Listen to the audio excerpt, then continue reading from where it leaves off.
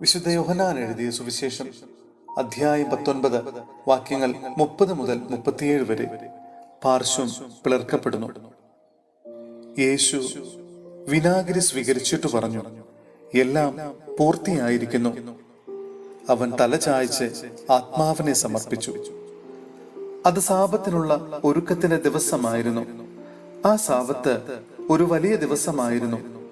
സാബത്തിൽ ശരീരങ്ങൾ കുരിശിൽ കിടക്കാതിരിക്കാൻ വേണ്ടി അവരുടെ കാലുകൾ തകർക്കാനും അവരെ നീക്കം ചെയ്യാനും യഹൂദർ പീലാത്തോസിനോട് ആവശ്യപ്പെട്ടു.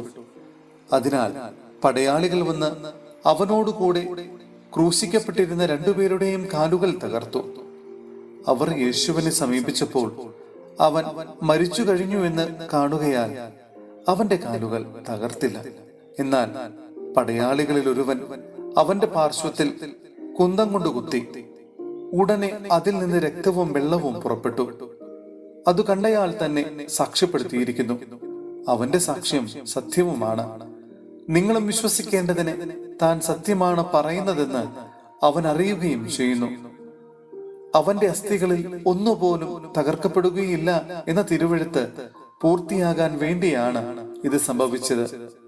മറ്റൊരു തിരുവെഴുത്ത് പറയുന്നു, തങ്ങൾ കുത്തി മുറിവേൽപ്പിച്ചവനെ അവർ നോക്കി നിൽക്കും.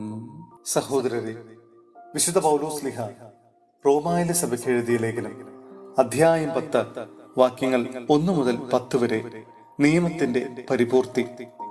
സഹോദരരെ, എന്റെ ഹൃദയപൂർവകമായ ആഗ്രഹവും ഇസ്രായേലിന് വേണ്ടി ദൈവത്തോടുള്ള എന്റെ പ്രാർത്ഥനയും അവർ രക്ഷിക്കപ്പെടണം എന്നതാണ്. അവർക്ക് ദൈവത്തെക്കുറിച്ച് തീക്ഷ്ണതയുണ്ടെന്ന് ഞാൻ സാക്ഷ്യപ്പെടുത്തുന്നു. ആ തീക്ഷ്ണത ശരിയായ അറിവിന്റെ അടിസ്ഥാനത്തിലല്ലെന്നേയുള്ളൂ. എന്നാൽ ദൈവത്തിന്റെ നീതിയെക്കുറിച്ച് അവർ അജ്ഞരാകൊണ്ടും തങ്ങളുടെ തന്നെ നീതി സ്ഥാപിക്കാൻ വ്യഗ്രത കാണിക്കുന്നതുകൊണ്ടും ദൈവനീതിക്ക് അവർ കീഴ്വഴങ്ങിയില്ല. വിശ്വസിക്കുന്ന ഏതൊരുവരും നീതീകരിക്കപ്പെടുന്നതിന് ക്രിസ്തു നിയമത്തെ പൂർത്തീകരിച്ചിരിക്കുന്നു. എല്ലാവർക്കും രക്ഷ. നിയമാധിഷ്ഠിതമായ നീതി പ്രവർത്തിക്കുന്നവർക്ക് അതുമൂലം ജീവൻ ലഭിക്കുമെന്ന് മോശ എഴുതുന്നു. വിശ്വാസാധിഷ്ഠിതമായ നീതിയാകട്ടെ ഇങ്ങനെ പറയുന്നു, ക്രിസ്തുവിനെ താഴേക്ക് കൊണ്ടുവരാൻ സ്വർഗത്തിലേക്ക് ആര് കയറുമെന്ന് നീ ഹൃദയത്തിൽ പറയരുത്. അഥവാ ക്രിസ്തുവിനെ മരിച്ചവരിൽ നിന്ന് ഉയർത്താൻ പാതാളത്തിലേക്ക് ആര് ഇറങ്ങുമെന്നും പറയരുത്. എന്നാൽ പിന്നെ എന്താണ് പറയുന്നത്? വചനം നിനക്ക് സമീപസ്ഥമാണ്, നിന്റെ അധരത്തിലും നിന്റെ ഹൃദയത്തിലും അതുണ്ട്. ഞങ്ങൾ പ്രസംഗിക്കുന്ന വിശ്വാസത്തിന്റെ വചനം തന്നെ.